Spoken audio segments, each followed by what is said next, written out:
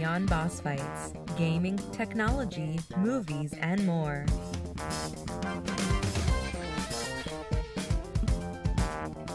Welcome, everybody. This is Beyond Bossfights, episode 35. Today I have with me, direct from the Natty, DJ Pimp Daddy. Natty! Representing once again. Also myself, I am Brax Wolf. Thank you for the encouragement in the show notes, DJ. I appreciate that. Anytime. I have a question for you before we get to reasonable banter. Maybe this is reasonable banter. Sure. Does a pop filter actually do anything? Because I've got this stupid thing in front of me, and it's actually like a piece of pantyhose or something, and it's humongous. And the only time I use it is when we record the podcast. Otherwise, it's just kind of in the way. And I'm wondering if I could just get rid of it. It does if your face is really close to the microphone. Oh, okay. But if you sit a reasonable back and you don't spit on the microphone, then you should be fine. I'm not going to be singing. I can tell you that much. That's just my limited experience. So yeah, I'm sans pop filter, but I don't have the mic like up in my face. Like when I was gaming, I got a little excited, and then you spit on the microphone. Yeah, but yeah, it's like having your face against pantyhose. That's exactly what it feels like. Yeah. Okay. Well, I might have to reevaluate the situation for the next show, but it's just a pain. So, moving on to the first section of the show, our reasonable banter section. I tell you, it's been about 10 months since we were on, maybe 11. Last time I went back and watched our last video. Oh God. The one where you flew the drone around the room. and we were complaining about the polar vortex. That's how long ago it was. Oh my Lord, yes. So I think this was back in February at some time. I had a goatee. My hair was all grown out because it was cold. And so we're getting ready to enter that season again, which is kind of interesting because we've been all the way around the horn now. Yeah. It's like the trees are finally losing their leaves, and it's getting cold here at night. I think isn't there snow coming for Chicago or something? Denver, I think. Yeah, Denver's got a snowstorm coming. I saw like Milwaukee was going to get hit. I hope Chicago doesn't. Don't tell me Chicago's going to get it because that's a little too close. You're just going to get cold rain. Just like Well, you got to go through the freezing rain phase first because then you appreciate the snow afterwards. Yeah. So the question is, why can't we podcast more? Why can't we seem to podcast more? Since we last did this show, I actually had a child go off to college. You have more free time, is what you're saying. Well, and less money. So real quick, your older child, best Twitter follower I think I have yet. Oh. He's earned his spot. He's the one. Yeah, I think actually he has the correct amount of sass to be on my timeline. He communicates with me more now through Twitter than he did when he lived in a house with me. So I guess awesome. maybe that's a good thing. I don't know. You're all dead meat when like my kids get phones and Twitter. I really look forward to that day, actually. So is your zipper okay? I mean, yeah. So right. That's been my reason we've been off for 9 months is my zipper got stuck. I figure that worked as an excuse in a movie, so that's my excuse. Yeah, it's a long time for that problem. Yeah, we've grown up. We've had separate side hobbies. You're full-time sports driver, I think, and Yeah, that's right. I forgot about that tweet, actually. I did that a couple weeks ago in preparation for the show, and then we had to put it off again. So, professional sports driver. Soccer season is bad. Soccer season is bad. Between the two of us, it's either like you can't do it or I can't do it. We can't like come to an agreement. Yeah, that's the biggest problem. That and we want to give you quality podcast. So if we're just not there. Wait a minute. When did we decide that? We're supposed to vote on that. We only give quality. Okay, that's enough reasonable banter. On to acknowledgments and apologies, the part of the show dedicated to our Canadian listeners and followers. First of all, we wanted to apologize in advance for any references of this show to any 90s rock bands, as we assume there will be some. And I would like to formally apologize if we're saying Reese's Pieces incorrectly. Hashtag Reese's is right. According to the poll, anyway. I mean, I wanted to make that clear. I prefer Reese's, but that doesn't make it right. Reese's. I would say, what was it, a 68, 69% agree? Yeah, it was a really good sided, fight. Like, and I'll tell you what, I've never had so many people vote in a poll. I know. There were like 79 votes in that poll. People feel very, very strongly about the way they pronounce the word Reese's. And Hershey never replied, so I guess we'll never know. Hershey never replied. I sent it to Ask Hershey, and they didn't reply. So, well, thanks for taking the liberty of doing that. Missed marketing opportunity. That's on them. So anyway, what have you been playing this week? Oh man. So my younger son is complaining because he says, he said, why is it you play a game on PlayStation 4 until you get all of the trophies? Like, it drives him crazy that I won't switch games. So I've been playing GTA San Andreas. It's such a great game, even though it's a PS2 game, but it's been up-res slightly. But I just can't stop playing that game. It's so fun. And then my good buddy Dean, who is the developer, he put out his From Rust. He had a beta of it, so we played that for a bit. And then, of course, my toilet game of the week has to be the app version, Dr. Mario World. If you haven't played that yet, you need to bust that out. Dr. Mario World? Yes.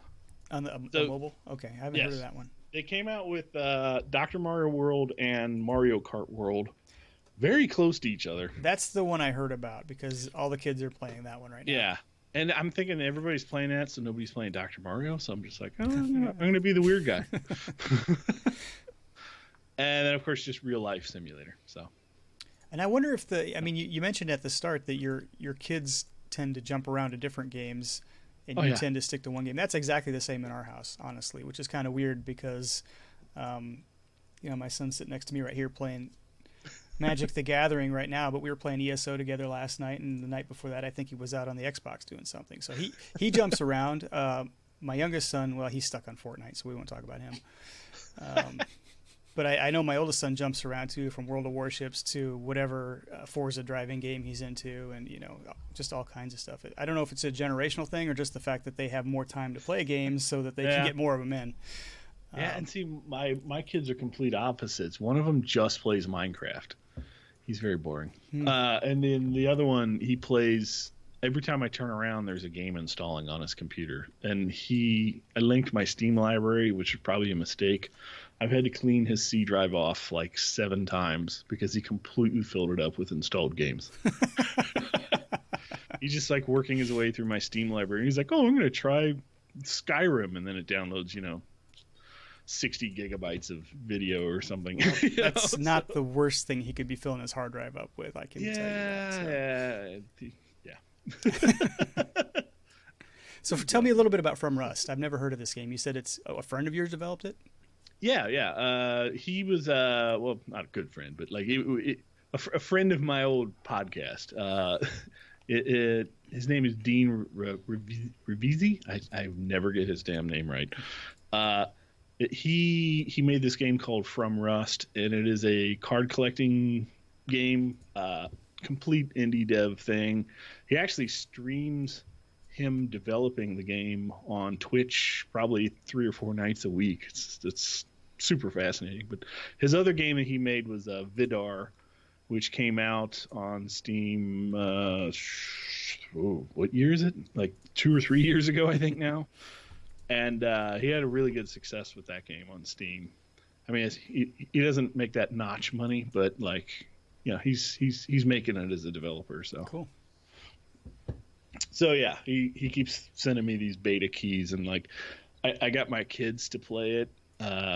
So my kids are like his young age beta testers. Like if there's a way to find the break it, they'll figure it out. So he loves me for that. So cool. That's interesting. It's a fun little game. Usually if you ever follow my Twitter feed, every time he does alphas and betas. Usually he gives the keys away for free. So if you follow my Twitter, usually I retweet that when it comes up. But it's like a quick weekend, then it's done. So Okay. if you're into card collecting games, Well, hint, hint. Well, some of us are. For myself, I've been, continuing in Elder Scrolls Online. Kind of the interesting thing with that is that I've actually rolled a Templar, and I mean I've had this Templar for a while. I have a whole stable of alts that I kind of jump between whenever I get bored with one. And so I kind of came back to this one. I think I created her when Somerset came out. So this was, over a year ago now, a little over a year ago. And Templars are really good at magicka things in this game. So one of the things that people tend to do with them is heal in dungeons and things like that. And this is what I've started to do with this character. And I've never been a healer before. But the nice thing about ESO, and I learned this too late on my main, but one of the nice things about it is because the game has progressed and they created dungeons at the very beginning and then they've created dungeons as the game has gone along, the dungeons get progressively harder, but you unlock them as you level. So if you're wanting to start off at kind of one of the easier dungeons, start doing dungeons whenever you unlock the first one, basically. And then it'll put you in the random queue, and you'll get in with a pug or whatever. But it's not like it's going to throw you into the hardest dungeon right off the bat. And you can actually get better and better with your character if you do it like every night, because then you'll continuously level into harder and harder dungeons. So, like I said, I didn't do any dungeons at all with my main character until I got her to like almost max level, I think. So that was a bad mistake because I got thrown into some really tough ones. But with this one, I've actually done it kind of the way you're supposed to do it, I think, if you're going to be like a PvE dungeon delver. Yeah. So real quick on that note, I didn't put in there that I was playing Lord of the Rings online still. Okay. I finally made it to the Great River in my 100% playthrough. But as part of my 100% playthroughs, on the subject of your dungeon problem, imagine me trying to play a 6-man instance in Moria solo. Right. Because I'm like, there's just nobody playing those anymore. Yeah, and some of those are required in those older areas, right? Yeah, so I'm just like, that was brutal. But I made it to the Great River. Woo! And if I remember right, it's been a really long time since I played Lotro. They have like a dungeon finder, but it doesn't really work. Is that correct? Like the skirmish instance something. I'm Pine Leaf is the expert. I think that if I remember, we only got that to work when we actually had the right number of people ready to use it. Yeah, it wasn't like it randomly pulled people in, right? At least when I used it. Yeah, you have to have people next to you or friends in you have to have like a group together before you go into that. It's hard to find random people to just go into it unless you're like standing outside of where the instance starts normally in the world, but most people just jump right into it. So whatever. I'm happy that the ESO at least sounds like they did it slightly better. So I think they did learn from some of the older games, and it seems like they continue to. I mean, it's people give it a hard time. It's definitely casual friendly in a lot of ways, but you kind of have to be nowadays. Yeah. So on the subject of MMOs, and I put this later in the notes, but did I actually see that you reinstalled Guild Wars 2? Is that a thing? That is an incorrect statement. Okay. I already had it installed. Oh. I patched it so that I could look at my characters again. And because I had forgotten. I mean, I knew I had some characters in there, but I'd forgotten which ones I had, and it had been such a long time. So I went to look at them. I said, oh, this one looks cool. And I clicked on it, and I logged into the server. And then I immediately got met with a message that said, everything in the game has been completely changed and reset, so we guessed on what your build should be. And I went, yeah, I'm not going to play this. You need to respec everything. Exactly. And I noped out of there real quick. That's all my alts and Lotro. Like, I don't log into them that often. Every time I log in, you're like, nope. And it's unfortunate because Guild Wars 2 was an enjoyable game. I hit a hard stop on it, and then never went back. And now, in order to get back into it, I'd probably have to roll another character. I think that was my second MMO.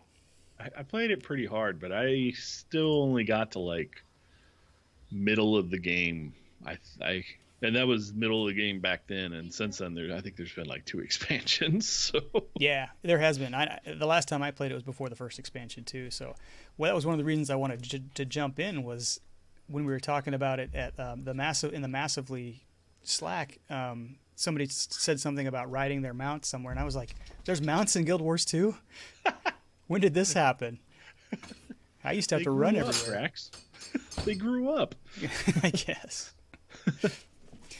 Oh yeah. So other than those things, that brief glimpse into the world of Guild Wars 2, I bought Rage 2 when it was on sale. This is a single player game that is like post-apocalyptic, out in the desert, blowing people away with huge guns. That's pretty much all it is.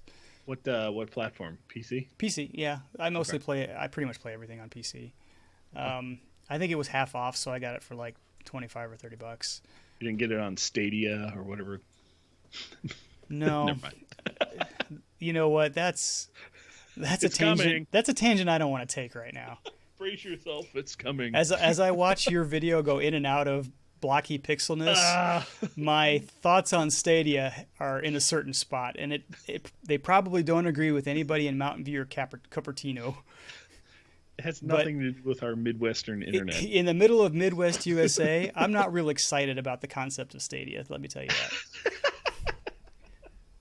Plus, I was a network engineer for almost 15 years. So you know about the reality. I know about the problems.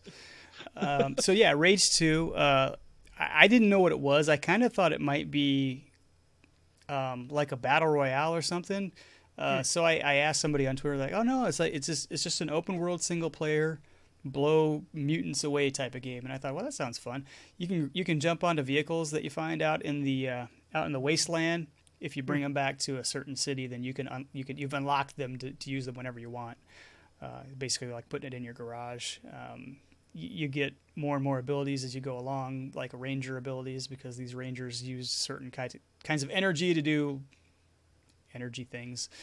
And yeah, I mean, it's a fun shoot 'em up type, blow people away. If you're just in the mood for ripping through the desert and pulling big guns out and shooting at people, it's fun. Have you ever played the Red Faction games? No. Like the newer ones? I think if you really like Rage 2, you should probably check out at least the newer Red Factions. It's from your description, it's very similar. It's just like open world, you run around. Yeah. You can just break everything. One of the funny things about Rage 2 is that you'd expect kind of a desert wasteland to be a certain color palette, right? Kind of a bland yellow, yes, gold. we've all played Fallout. Right. Fallout, Mad Max type of thing. The color palette on this thing is wild. It's like bright neon greens and pinks and all kinds of stuff, because these mutants go around and they spray paint everything, graffiti everywhere, and it's wild. It's a wild game with wild rock music and big guns. Nice. Yeah, so coming up. So that scratches a certain itch every once in a while. I don't play it very often because I usually stick to the online multiplayer games. Like the next one, which is one of the only PvP games that I actually have found that I enjoy. World of Warships from Wargaming. This is a game that my boys especially have played almost since it was in beta. I think my oldest has played it a long time. He's fascinated with World War II. So any of those like war simulator type, World of Tanks, World of whatever. I thought this was like a game for old people. Well, old people and World War II obsessed teenagers, I guess. What's that game with like all the older adults where they have all the little figurines and they get together? No, I can't remember the game. Whatever. Continue. Joke lost. Yeah, and so World of Warships is kind of a very slow, methodical, and strategic PvP game. So these ships aren't, it's not fast twitch. It's none of that. It's you position your ships. You have to kind of sail. You don't really sail them; they're not sailboats. You kind of drive them. If you're a destroyer, you're small and fast, and you're hard to spot, but you have very little health, right? So that's kind of like your damage dealer. And then you got the big battleships, which are slow and tanky and do a lot of damage, but you could spot them from a mile away, and they can't reposition very easily, but they've got great anti-aircraft fire. So if somebody with aircraft carriers coming after your destroyers, you saddle up next to them or sidle up next to them. I think it's sidle up next to them. Yeah, I'm thinking of Red Dead here. And you protect them from the incoming torpedo bombers or whatever's coming in. So you learn after a while kind of how to position yourself and when to show yourself by firing and things like that. There's a lot of strategy to it.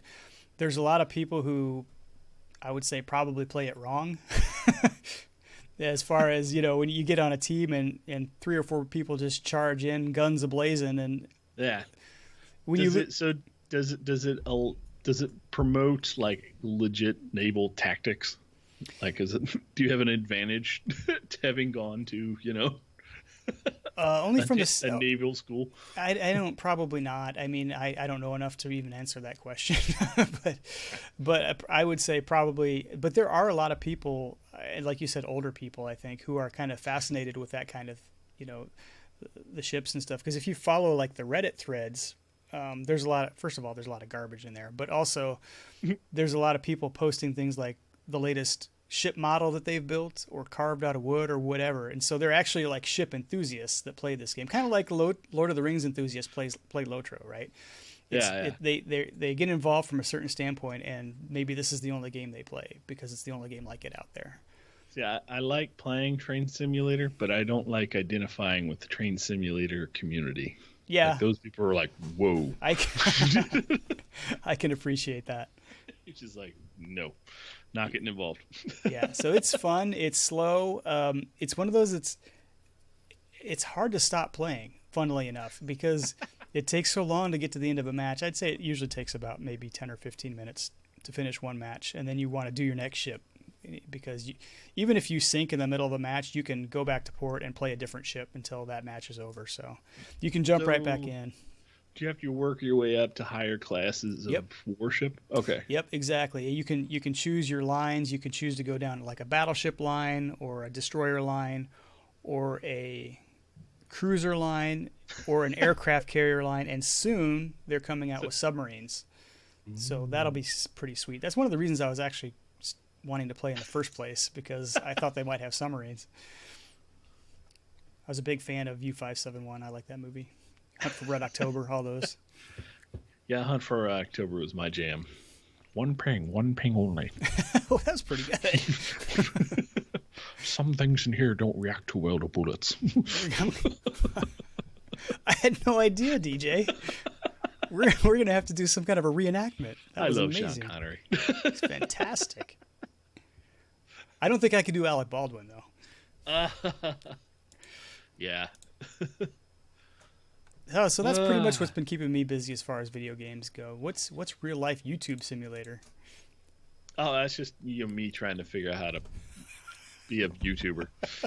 My son was playing. I have a game on my Steam library called it's not YouTube Simulator. Is it YouTube Simulator?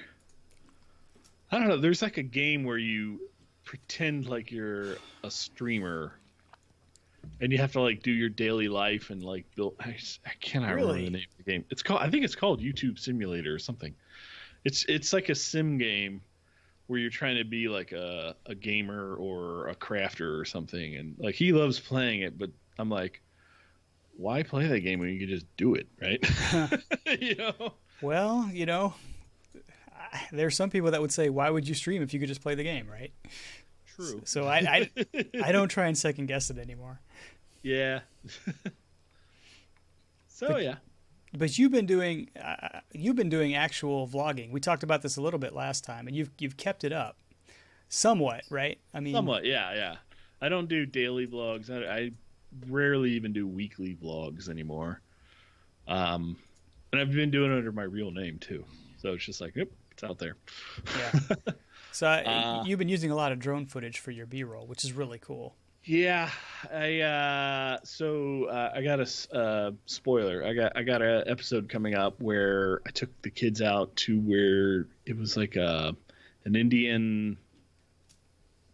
It wasn't an Indian burial ground, but it was like an Indian mound thing where they built something thousands of years ago, the Native Americans, and it's a thing that you see from the air, right? And it looks like a big snake. It's this weird thing in Ohio that's just it's one of those weird things in Ohio, right?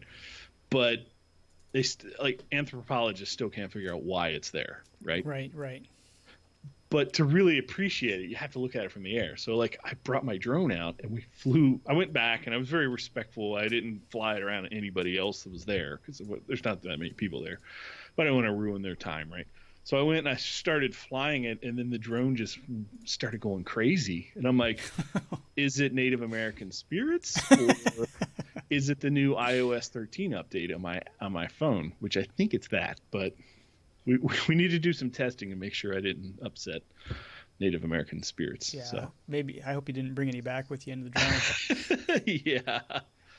And then but my other thing with the vlogging is today when I work from home and I went out to lunch and I was driving by and I looked over and the fence has changed. And it's gotten worse. That's not possible. So I have to do a follow-up episode because it's like, how can that be? How can it be worse? I don't know what this guy's deal is, but like he's obviously in a fight with somebody, and he's doing it on purpose at this point. Yeah. He modified the fence to where it's within compliance with the law. Oh, great. Good. But it looks horrid. Okay, so yeah, background for those of you who didn't see the vlog. So DJ has a neighbor, not a direct neighbor. He's like a neighborhood over. Okay, so he's in the some general vicinity. Yeah, he's within like a half mile of my house. Who has a fence around his house, including in front of his driveway. Yeah. It's got a gate, right? It looks like there was a rainstorm coming and the guy built the fence as fast as humanly possible. And it's all different styles. Like it'll go 6 or 8 feet and then it'll be a different kind of fence. Yeah. It's just like different boards.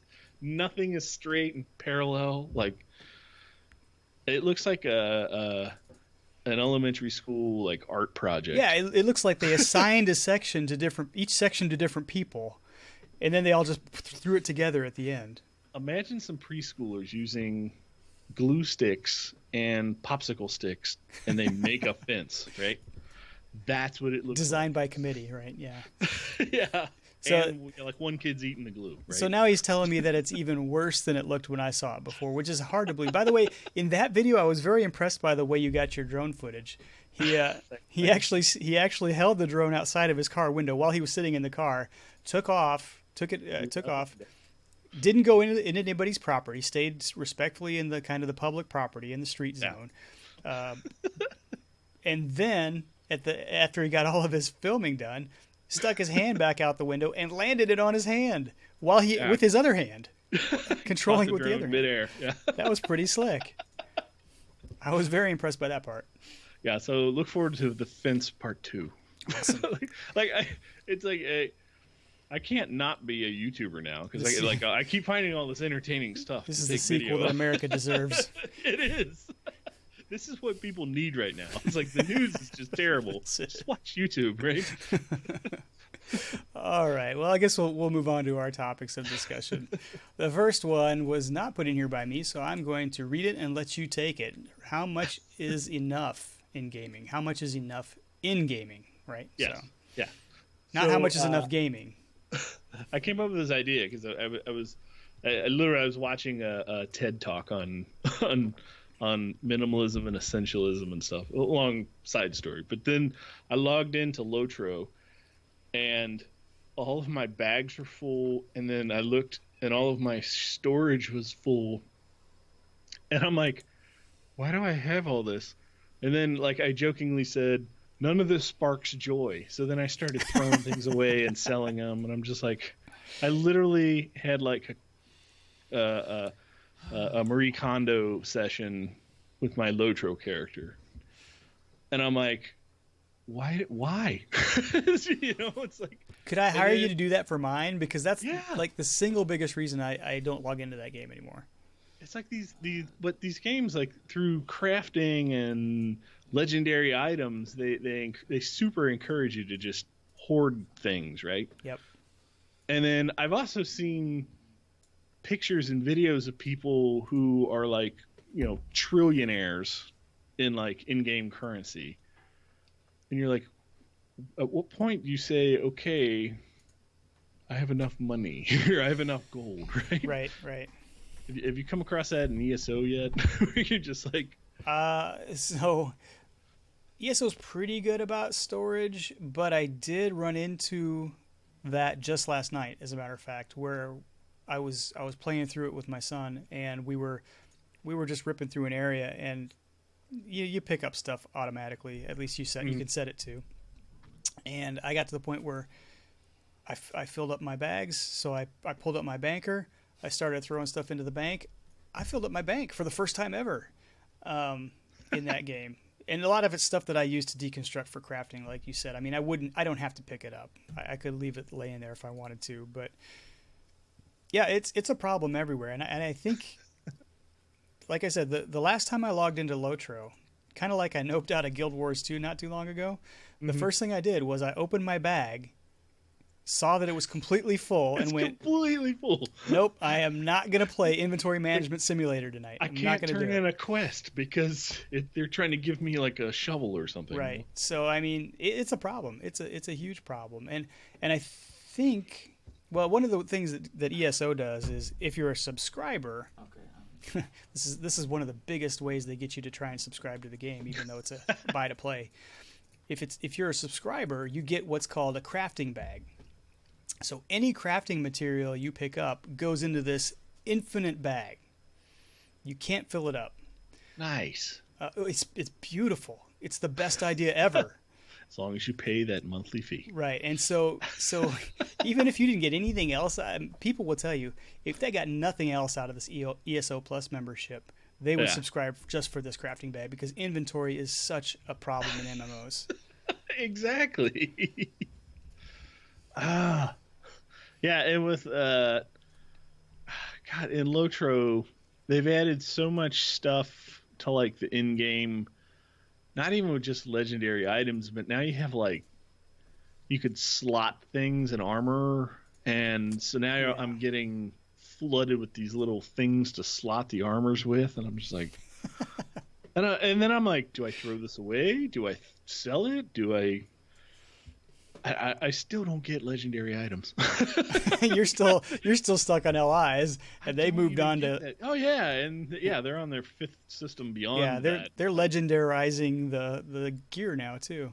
Yeah, I looked ahead and I'm like this close to Essences, getting right? my war horse. So okay, that's the next problem. But I've heard with the 64-bit update that's been slightly fixed. The rubber banding. Yeah, actually, one of the last Lotro videos I did, I was riding my war steed to Minas Tirith, and it just kept hitching, and I said in the video, I'm like, yeah, now I remember why I don't play this game. I'm sorry, Lotro. I love you, Lotro, but my gosh. I know I've told you this, but it's happened twice since I told you this over Twitter or whatever. I still get YouTube recommendations for your channel for your Lord of the Rings stuff. I don't know why. Well, don't listen to anything I say. The algorithm broke. Well, I mean, there are still people doing Lotro YouTube stuff. I know there are, but I don't think there's probably as much as there used to be. Yeah. Back in its heyday. And even when I did, it was kind of past the heyday for a lot of the YouTube stuff, I think. We were, 5-6 years into it at that point. So, there's always this initial surge. Yeah. And very few MMOs seem to get back to that point. I think ESO's done a good job because they've continued to improve the game. It's actually probably more popular now than it was at launch. But a lot of MMOs, they start, way up here, and the people who create content, they know they're going to capitalize on a new game too. That's part of it. So there's a lot of new content right at the beginning, and then it kind of tails off after a couple years. I just don't even know. And that's a whole different discussion. It's just like the future of MMOs. It's like, because it's almost like it has to be like free to play immediately, and then just microtransaction the heck out of everything. I don't know. Yeah, it's interesting. We could have an old guy gripe session about that sometime. Or we might have already done that. I've already forgotten about it. Well, I'm gonna jump ahead real quick because this actually kind of relates to what we're talking about. So as far as for me, something happened in my life since we last broadcast a Beyond Bossfights. I was hired to do the Elder Scrolls Online column for Massively OP, actually to share it with another guy, with Larry, who was doing it before. Yeah, that's right. I am. That was like one of my biggest motivations, was just to be able to say I'm a professional writer now, right? I mean, it just sounds so cool. But I'm a YouTuber. I know you are, DJ. And I think that's great. The interesting thing about, and where this ties in, is that as I've kind of watched some of the comments a lot closer in that particular community, it's very much, in most cases, an anti-free-to-play type old school MMO. We want to subscribe and not have all these little microtransactions type of crowd. So it's interesting that you talk about the future being free to play, because the hardcore people that I see responding to the MMO columns on Massively are kind of on the other end of the spectrum.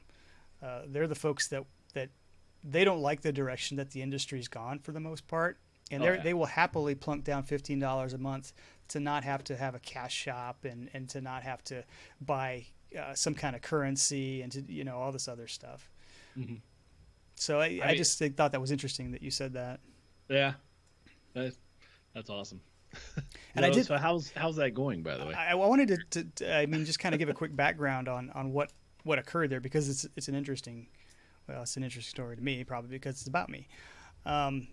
But so I was scrolling through Twitter, and this is when I had kind of started to not pay as much attention to Twitter. So I just happened to be scrolling through it one day back in, I want to say it was February. So it's probably pretty close to the last episode that we did, probably right after it, actually. You were free. Yeah. And for whatever reason, I caught this tweet that Massively OP sent out, caught my attention. They said, we are looking to hire columnists and writers. So, you know me, I got all kinds of time on my hands. Actually, what happened was, it was just my curiosity that got the better of me. I clicked on the link. I went to this descriptions, and lo and behold, they were hiring like 6 columnists, which is weird because I think they only had about 6 people there to begin with. I mean, they almost doubled the size of their staff. And one of the I'm still thinking, well, I don't have time to write. I don't even blog on my own site anymore. I don't have time to write for somebody else. Exactly. But then I ran across the job description for Elder Scrolls Online, 1 column every 2 weeks, and I went, holy smokes, that's me. I could do that in between soccer games. That's like the only game that I play, and it's every 2 weeks. I can bang out a 1,000-word column every 2 weeks. And, so I went ahead and applied, and I threw a little bit of humor into my, application, because it didn't matter if I got the job or not. I thought it would be cool, but I wasn't like, this is going to be my livelihood or anything. So I submitted the app, and then about 2 or 3 weeks later, I got the email saying, congratulations, you've been hired to do this particular column, and the rest is history, I guess. So I've been learning how to be kind of a gaming opinion journalist ever since then. And Did you add it to your resume? It's in my LinkedIn. Is it above or below Middle Earth lore narrator? No, that didn't make the cut. Oh, So- I love adding dumb things to my resume. voiceover actor. I could have done it. Voiceover narrator for YouTube ebook. I love adding dumb stuff to my resume, just in my LinkedIn. Well, here's the funny part about the LinkedIn thing, right? So when I finally decided to add it to LinkedIn a couple months after I got hired, LinkedIn doesn't like send out alerts to all your friends saying, here's a supplemental job that your friend got. What it says is, your friend started at boom. So I had people messaging me going, did you leave your job to go write for Quit it your job. for a video game website? Yes, I quit my IT security governance job that's providing for my family for my That's like when I one quit column Facebook. every 2 weeks.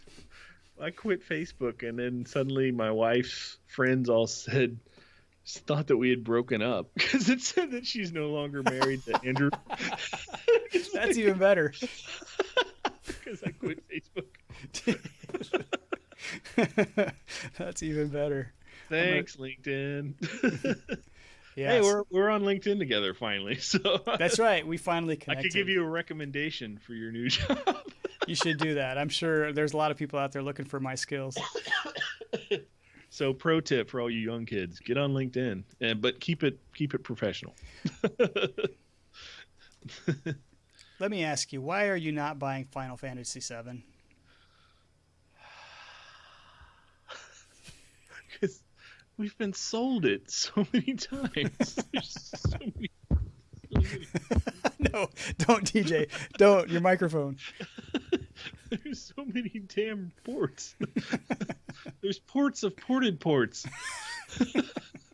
That's what I wrote down. I was like, there's just too many. Okay, I don't know much about. Is this one of those where they're updating the graphics? They're finally releasing Okay. Final Fantasy VII or something, but they're selling it to you.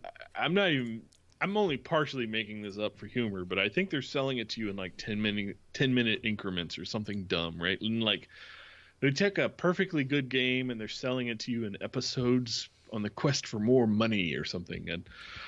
And like half the people are just losing their damn minds about it, because they're just like, oh, it's the best game ever, and then there's the other camp of people that are just like, I'm getting off this boat. I'm part of that camp. Like I'm not buying Final Fantasy VII. And even like in the Dragon Quest community, which I am a minor player in, right? I'm still irked at the fact that there's just like they're re-releasing Dragon Quest 1, 2, and 3 on the Switch. And everybody's like, oh, I'm going to buy that again. And I'm like, you don't own it yet? It's like, at some point, you're like, it's like Final Fantasy IV came out, right? And then they released it on PlayStation, and then they released it on PlayStation Network, and then they released it on phone, and then they released it on Game Boy. Then, it's just like, how many times are people going to keep rebuying the same games? And it's just like, it's like the studios just need to put more effort in coming up with better ideas instead of reselling us our childhoods, right? Okay, so first of all, you're talking to somebody who owns 3 different copies of Skyrim. So this may not be the best sales pitch for me. Did you No. play Skyrim on Roger's website yet? No. Okay, no. No. And there's a story behind that too, but I'm not going to tell it right now. Okay. But I'm thinking to myself, there is a project in the works right now called Skyblivion. Have you heard of this? Yes. I'm Okay. familiar with that, yes. Okay, so Oblivion basically with Skyrim updated graphics. Yes. It's a mod. I don't know if they're going to charge for it or not. I assume that they probably will. There's an awful lot of work being put into it. This is something that I think I would buy. I mean, Yeah. I think I would pay money for this, and I say that as someone who has played a little bit of Oblivion, probably not much more since the last time we spoke.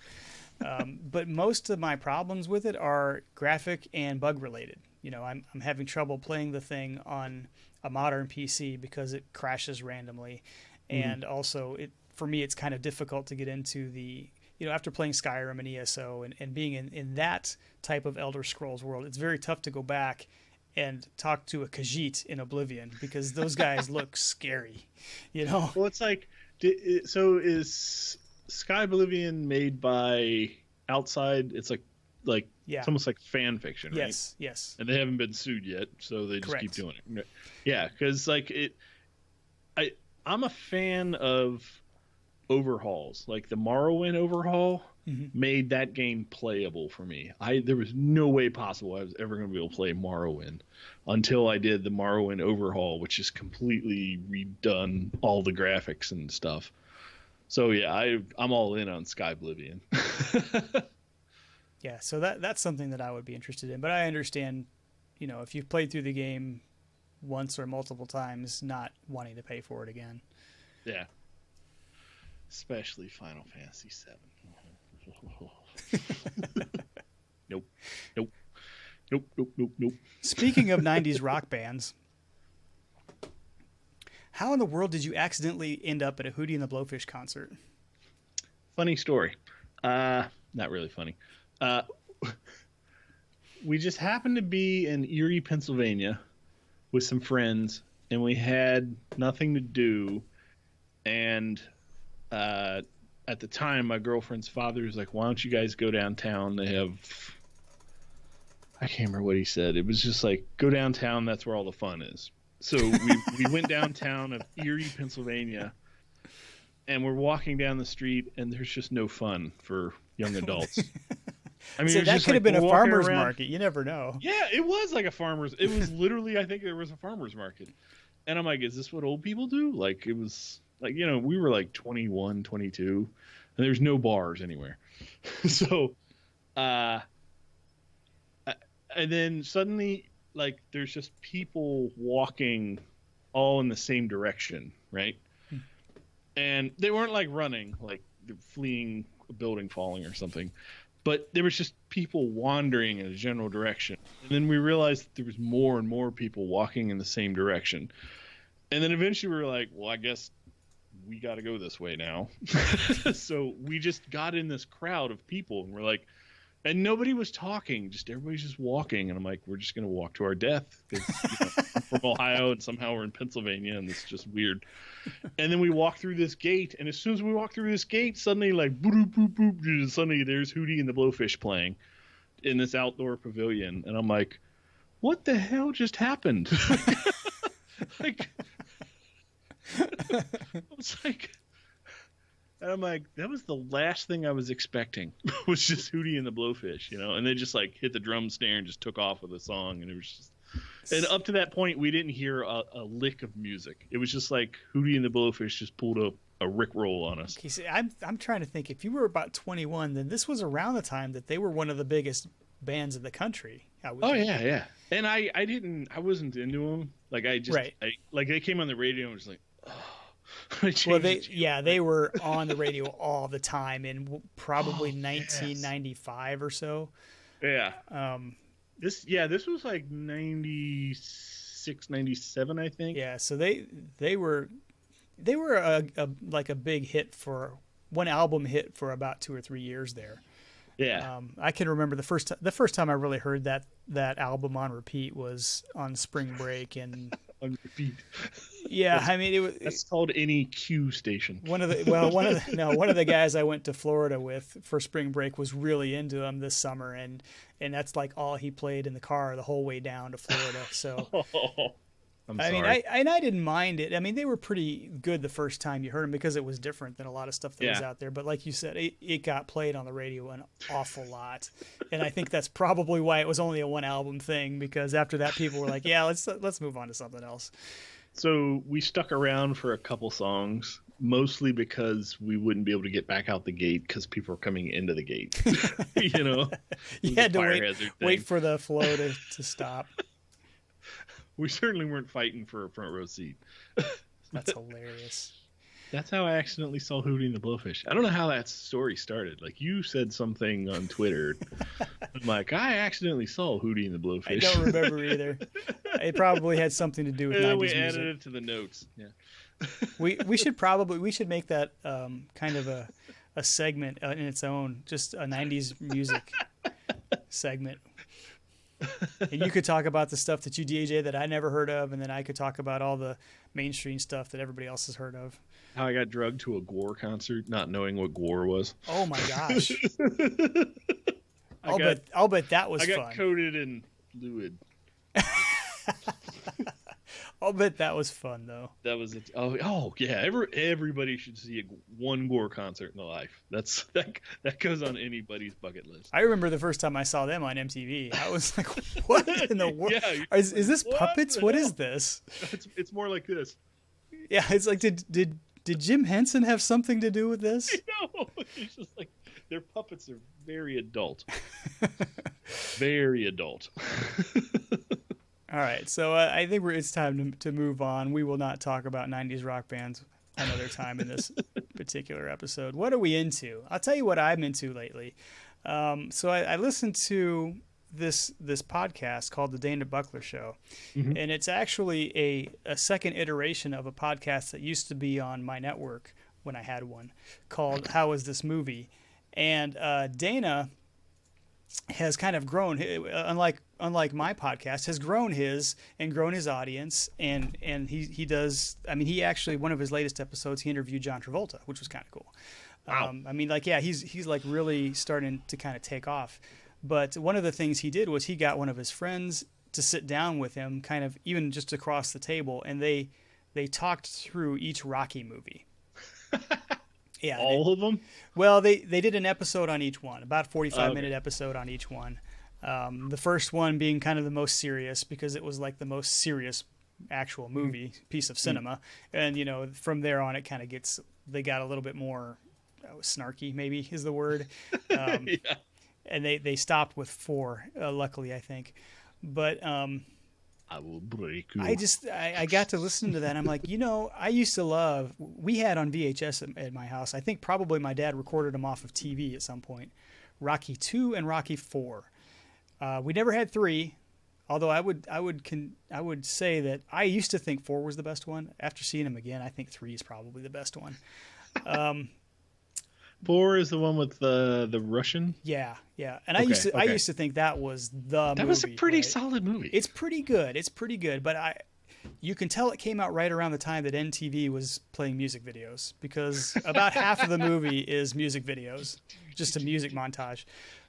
But so I started kind of wanting to see these movies again, and I went out to Amazon, as you do, and found that the Blu-rays for the first 6 Rocky movies, which is all of them right now if you don't count the Creed movies, was on sale for like $20, like 6 Blu-rays. And so I was like, yeah, dang, can't pass that up. I wanted to see them anyway. And you know what? I've kind of given up on looking on streaming services for a movie that I actually want to watch right now. I know, because it's never there. TV shows, right? It's TV shows. What you want to watch is never there. They want you to browse and find something, but if you actually want to see something, it's usually not there. Yeah, I totally agree. So yeah, I'm going to buy this thing, and then I can watch them whenever. And I have been through the first 4. I'm a little scared to go back to 5 because I didn't even like it when I first saw it, and so I figure it probably didn't age very well either. Mm-hmm. In fact, 5, my understanding is 5 is the reason they actually made 6. Wow! Because Sylvester Stallone didn't want to end it with 5.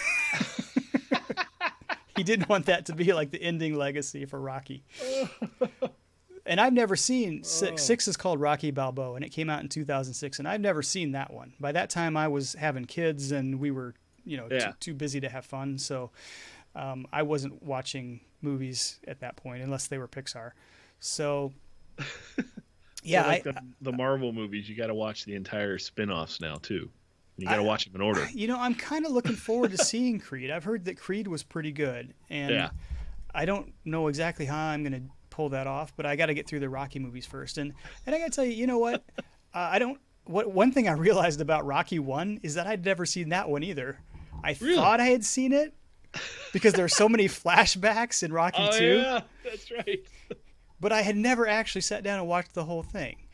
Rocky 2 is practically an entire flashback. Yeah, there's a lot. There is an awful lot. And you got to think, though, when these movies came out, people didn't have these movies in their homes to watch. So in 1975 or whatever, when the first one came out, Yeah. when you went to see the second one, they had to catch you up with everything that happened in the first one because they didn't do sequels either. Sequels was not really a thing, right? So they had to make sure you remembered what happened 3 years ago in this other movie, or if you hadn't seen it, this is what happened. That's why there's so many flashbacks, I think, in the Rocky series. But I thought I had seen it. I sat down and I was like, these parts started coming on screen. I'm like, I have never seen this movie in my life. But I would say that although it's probably the most interesting from a character standpoint, it's a pretty slow movie in 2019. There are an awful lot of long, lingering shots of Rocky walking down the streets of Philadelphia, bouncing a ball or whatever it is he does. So that has been kind of my movie obsession lately. That's a good hole to go down. So I just saw this today. Noel Gallagher from Oasis. Do you remember Noel? Wait a minute. We said no more 90s rock band references. No. Follow me on this. Okay. Keep your blinders on. He was on this YouTube channel I watch, First We Feast, where they do the hot wing challenge or whatever, right? And in the middle of him eating all these hot wings, they asked him, like, what is your favorite? When was your best concert you ever did? And then he pulled up this picture of a concert he did, and he's like, I love this Oasis concert we did at this exact date. And he's like, you want to know why? And he's like, look at this. Not one single person's holding their cell phone up. He's like, there weren't cell phones back then, you know? I'm like, yes. Oh my God, we're old. I was like, I remember those days. Boy, that's funny you say that. Yeah, I had a similar reaction. Same vein as your Rocky thing, you know. Yeah, like they had to catch things up because that's how it was back then. I won't go into too much detail, but I had not too long ago pulled up some old videos of when I was in high school, and as I was watching through these, I kept thinking to myself, something is strange about this. There's not one single person. It happened to be, it happened to be. So it was at the state finals when I was swimming, and it happened to be in a big auditorium full of people. And I kept watching the crowd and watching the swimmer athletes on the bench, and they're all looking around and they're all talking to each other and they're all looking up at the board and they're all reading, the heat sheets. And I'm like, and it finally hit me. I'm like, nobody's on a phone. That's why it seems so weird. I know. Society's doomed. Whatever. That's a whole different topic. What are you into? So my big thing recently is I jokingly changed it to Happiness Quest in the notes here, but like with my whole vlogging thing, I've just been like really taking a step back, and I'm just like, what is making me happy? So like I've been back into the whole minimalism thing. I've been studying essentialism. I've been vlogging more. It's very therapeutic. And here, hang on. I've been this many days sober. Yeah. So that's a good start. I remember you saying something about getting rid of all your homebrew stuff, and one of the reasons was because you weren't going to drink beer anymore. Yeah, it was, it's like, why keep a brewery if you're not going to drink beer? There's a lot of stuff too, so that's like, I could get a lot of money from that. I'm actually happy about that part. So talk to me about that part, because that is interesting. We're kind of in a day and age where parents aren't judged very much for, homebrew, alcohol, wine mommies, stuff like that. There's a lot of that stuff going on. Yeah. But it was interesting to me to watch your vlog when you were talking about actually how much physically better you felt in the morning, waking up to go to work. Yeah, like I have not gotten anywhere near what I would classically say is an alcoholic, right? But I would have on a school night, as we call it for us normal workers, I would maybe have like a 6-pack of beer, and then it's just enough to get you buzzed in that. But then like the next day you just kind of wake up like, because like you sleep funny, And then on the weekends, it was just like, woo, you know.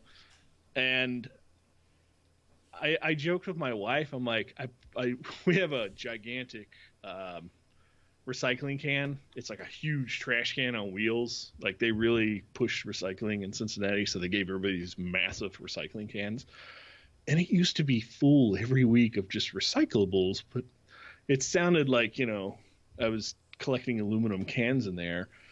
And I'm like, now when we push it out, it's like half empty. I'm like, God, was that all beer cans? You know?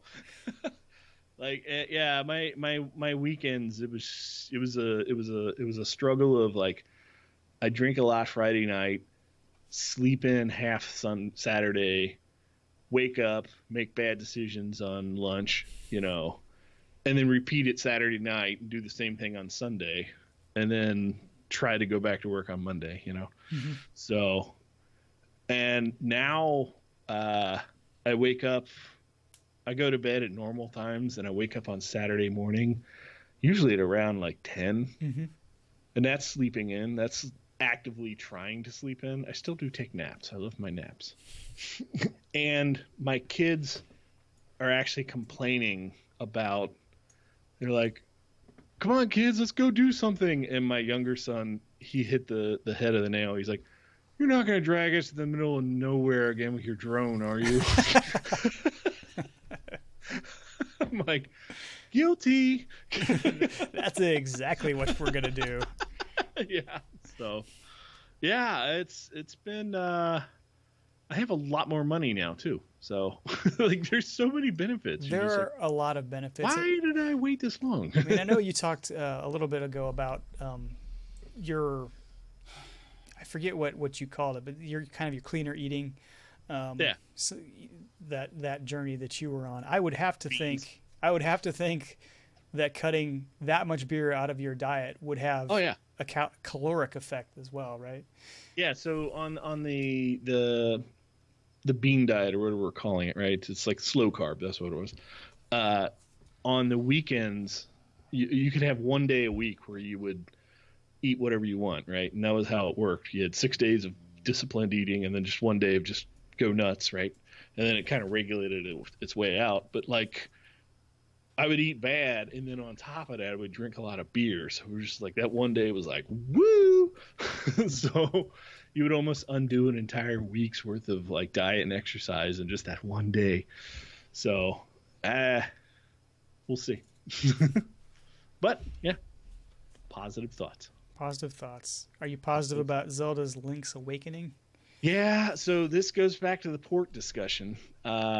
I repurchased an old game. This was a Game Boy Color game, but they re-released it on the Switch. Now they redid all the graphics and all that fun stuff, and I remember playing this a lot as a kid on car trips. So when I saw that they had redone it, and it was really charming, I'm like, I didn't get it for myself. I got it for the kids. And my younger son has that's his jam now. So he's actually gotten my wife, who doesn't like gaming, to look up an actual game fact, you know, a game wiki to get through one of the puzzles.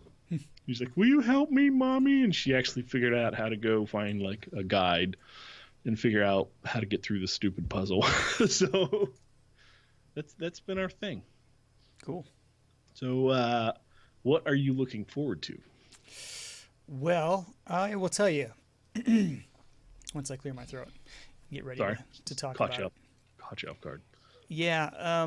So I am really looking forward to this the Star Wars game, single player Star Wars game, Jedi Fallen Order. I have already pre-ordered this game, so it's going to show up in my, what is it, an EA game? I forget which one it is. I think it's an EA game. Whatever launcher is going to download it automatically when it comes out, it will be there. It have its own launcher, a brand new launcher. Yeah, probably. This is the Jedi launcher, and it will take over it will mute all your other sounds. There have been a few. Yeah, thanks for that. That's a little behind the scenes there, trying to get the podcast set up. there were a couple of genres of single player games that I was really hoping to see. One of them was Star Wars, a new Star Wars single player game. We're getting that here. All gameplay that I've seen looks incredible. We'll have to see how it goes. The other one being the Old West, right? I wanted to see Red Dead Redemption 2 for PC. Good Lord, we got it. We got it.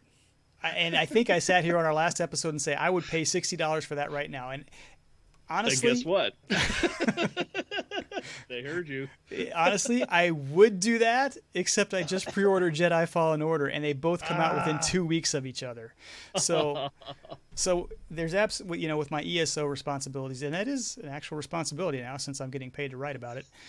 And, the fact that I'm playing through Rage 2 and Jedi Fallen Order is coming out, I don't see buying RDR 2 right away. I think I will buy it, but I might wait for it to go on sale. Yeah. I loved that game when it came out. I got it new, PlayStation 4. I played it hardcore for about a month, and then something else came out, and I set it down, and I haven't gone back. So I like the game. It was really well made, but there's parts of it that are, I don't want to say it's a grind, but like it's a really long game. So yeah. It's not a play it and beat it in a weekend kind of a game. You'll get your money's worth out of it, though. I usually even like if you pay that like kind. $40-50. But as we talked about before, I almost have to kind of focus on a single game for a long period of time to be able to get through it. So that is the tough part about that. As far as movies that are coming out, this kind of goes along with the World of Warships conversation too. There's a movie coming out that looks a little bit like when they were doing like the movies in the 90s, like Armageddon and Pearl Harbor and those kinds of movies. Actually, Pearl Harbor might have been in the 2000s, but at any rate, there's pretty much anything with Aerosmith in it, right? Yeah, there's a film coming out called Midway about the Battle of Midway. That this special effects on the World War II planes and ships looks absolutely incredible, and I have no idea if the story is going to be any good or not, or if it's just going to be 2 hours of planes and ships blowing up. But it looks good enough that I'm probably going to go see it in the theater if I can.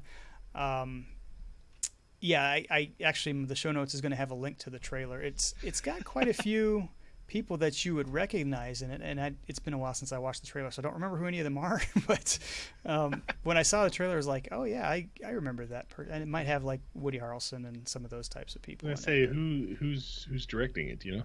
No, I don't remember. It's not like a Clint Eastwood or something, right? But it's called Midway, and it's about the Battle of Midway, so it's going to be hopefully somewhat historically accurate and not just all rah rah go USA. So did you ever watch the two movies? Speaking of Clint Eastwood, did you ever watch the two movies from him about World War II? There was Flags of Our Fathers and something about Iwo Jima. I think I saw the Iwo Jima one. Yeah, I'm pretty sure I saw that one. It's like they filmed the same exact movie, but from each side. Okay. And it was so great. I remember it being very legitimately good, and it like accuracy and the whole 9 yards. Yeah. I have a feeling this is not going to be that. Letters from Iwo Jima. Yes. That was it. Yeah. I have a feeling this is not going to be that. I think there's going to be a lot more explosions in this one. Okay. Kind of like special effects, but. Gotcha. Okay. It's just that kind of movie. It's going to be. I think it comes out actually maybe this weekend. It's coming out real soon. So this is. Well, hopefully it's not too accurate, because then it creates like a weird crowd, right? My friend drugged me to see the movie Gods and Generals, and it was like part of a Civil War series, I think. Yeah. And he insisted that we had to go see this movie when it came out, and I'm looked at it, I'm like, okay, and it was like a 4.5 hour movie or something. It was ridiculous. Like there was a legitimate intermission in the middle of the movie. So we go to the movie theater, we sit down, and there's only like a couple people here and there throughout the theater. We watch the movie, and it's okay, it's a good thing, but it's supposed to be historically accurate Civil War movie. And then it comes to the intermission, and they turn the lights on, and I look around, and I looked at my friend, I'm like, the only people here are history teachers. Like, what have you done, dude? Like, literally, we were the only young guys in the theater, and it was just like nothing but history teachers. Like, so hopefully your movie's a little bit more Michael Bay and a lot less. Yeah, like I said, the trailer reminded me a lot of Pearl Harbor. That's why I brought it up. Okay, it just seemed like that kind of movie. Does it have Ben Affleck in it though? No, thank goodness. He's too busy not being Batman. What was that South Park movie song? Like, Pearl Harbor sucks a little bit more than I love you. What are you watching? So the final season of Mr. Robot started. You're into network security. Yeah, I've never seen this though. Oh my god! I'll send you some. Is this on cable? I'll send you some files. Is this like an HBO show or is it just network TV? I'll hand you some files. Yeah, I get what you. I get what you're throwing USA. down. It's on. I think it's on USA now. Oh, okay, all right. So I've completely abandoned TV. I do not have TV. I don't even have antenna to get local TV anymore. Like, I've given up on TV. So it's hard to watch new shows.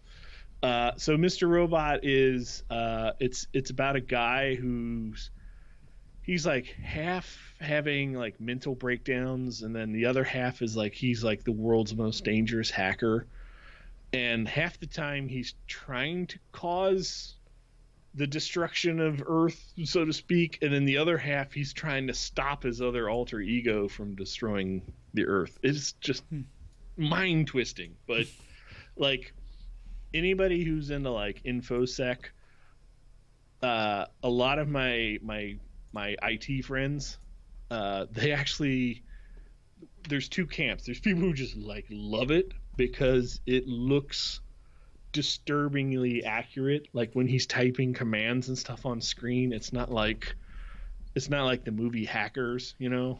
Like, you remember how bad that was.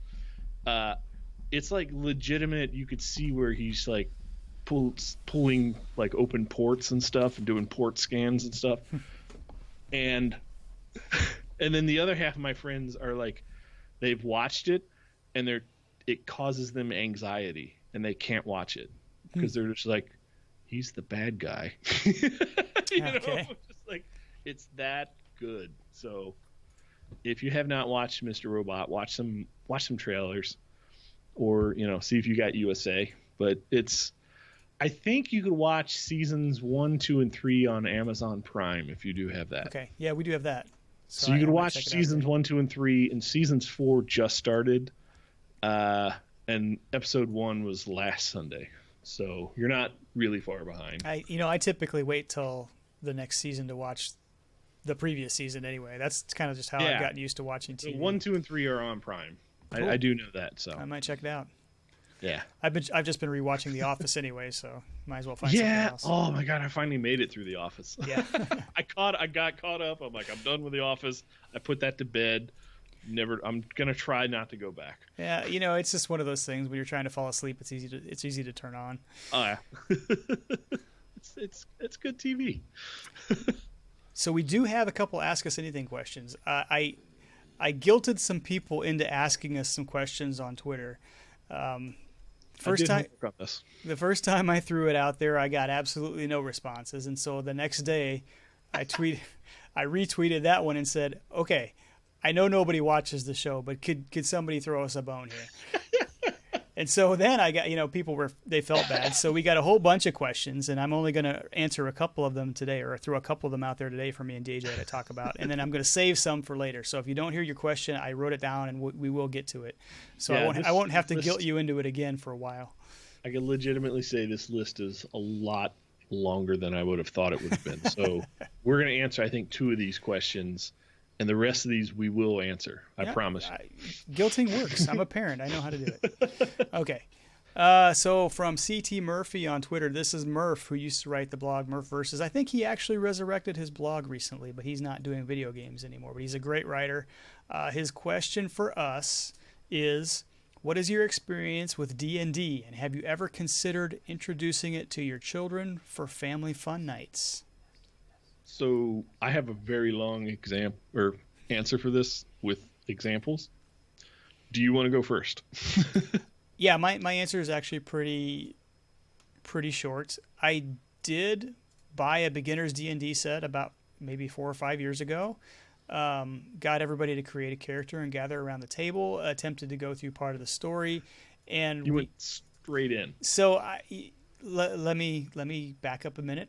Age groups. I do not have any experience being a DM, so. But you're the narrator of Middle-earth lore. Okay, so I wasn't too bad at the actual story part of being a DM. My problem was every time we got to a point where somebody asked if they could do something, I wasn't sure how the rolling system worked.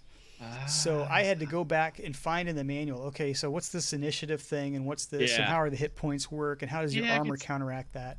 I can see how that would slow the whole process down. Right, so it didn't really flow very well when I did it. So I never really went back to that, but I will tell you that one of my kids enjoyed it so much, even at as bad as it was, that he is doing his own Dungeons and Dragons groups now. A couple years later, he is actually he's bringing kids in, and he's being the DM in most of them. I think he's sitting right next to me doing a fist pump. He's going to do a session tomorrow with one of his teachers at school because it's homecoming Friday, so the kids are just kind of like going crazy. They're doing whatever they want to tomorrow. It's called Field Day. What he and his group of friends wanted to do was have a D&D session with one of their teachers. So the teacher's going to DM, and they're going to come in and do a little D&D session. So he's really gotten into it, and so I can somewhat feel good that I introduced him to the concept, even though the session itself was kind of crap. And now he's moved beyond you, and you can't play. Oh, he's so far beyond me. I mean, I would be confused sitting in one of his sessions, but. Just FYI, if there's any people out there that want 2 podcasters to be in your D&D Skype group, just let us know. So, Mike, okay, so I love D&D. I did not play it until I was actually grown up. Like, I was thinking my mid-20s for the first time I legitimately played D&D, but I grew up on playing role-playing games and computers, right? So it just kind of flew together, and I truly believe that if you find a good enough DM, you could just make up the rest of it and you could have a blast, right? So I really wanted to I didn't want to push it onto my kids, but like I really have been trying to nudge them towards this almost stronger than I nudge them to go to scouts every week, right? Because it's a great way to use your mind, right? So I remember throwing ideas out there on Twitter, and I got some really good feedback, and most of it was actually from Draculetta. And we started playing this game. It's called, and if you're not in the video, I'll just say the title. It's called No Thank You, Evil. And it's a polite, almost card game where you role play, but you can't die and you can't kill people. You just sort of politely ask them to leave. Like, it's truly made for ages 5 to 5, and it says 5 to infinity. Was this made in Canada? I don't know. Maybe it's by Monty Cook. Look at that. Well, Monty. Yeah, well, that's probably Canadian. NoThankYouEvil.com. It might be Canadian. Oh, made in China. Anyway, so boycott.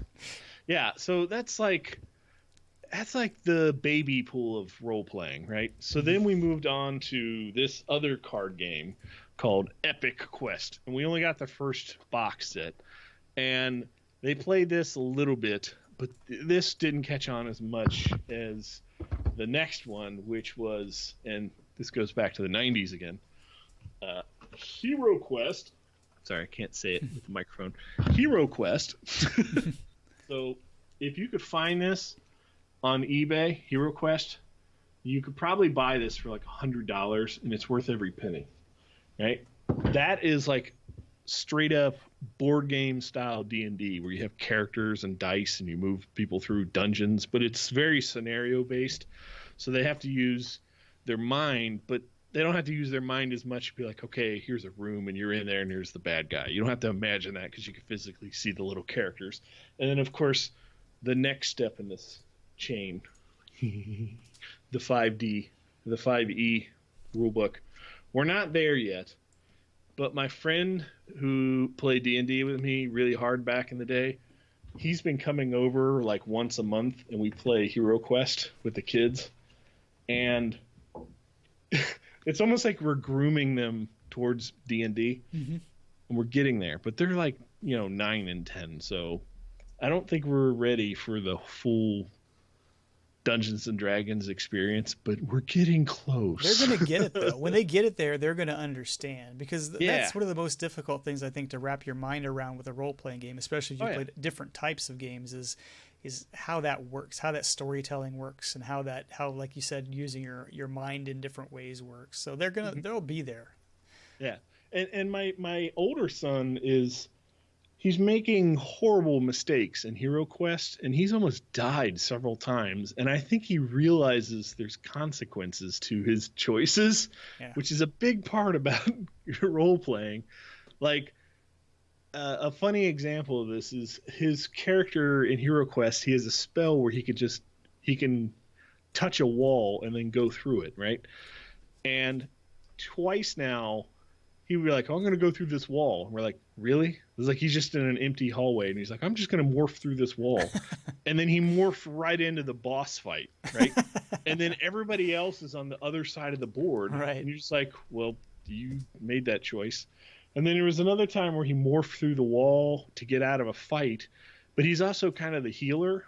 So somebody was like, heal me. And then he said he had already morphed through the wall. And he's like, so I turn around and heal. And I'm like, you just healed the wall. The wall is still happy. It's just like, he's like, what? I said that and I'm like, no, you morphed through the wall and then you healed the wall.